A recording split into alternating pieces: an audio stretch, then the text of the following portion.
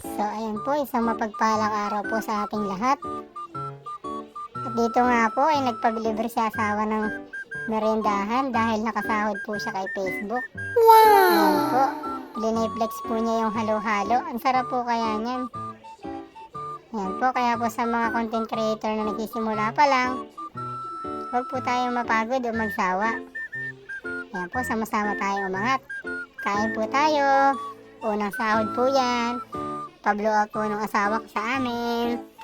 Salamat Lolo Meta. Ayan po, tuwan-tuwa po yan yung aking baby. Pati po yung aking binata. Kakain na po kami dito. Kain po tayo. Salamat po sa Panginoon, sa biyaya. At syempre, salamat sa asawa kong masipag mag-post ng mga video, picture. Nagbunga ang lahat ng pinaghirapan mo. Salamat. Kaya po huwag tayo magsasawa sa pagpipost ng mga video. Mga kahit tayo ay konting views lang. Tsaga-tsaga lang po. Lalaki din yan.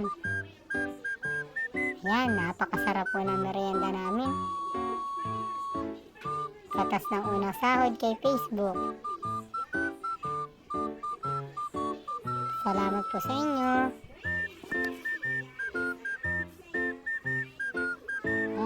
Nakikwentuhan pa nga kami dyan.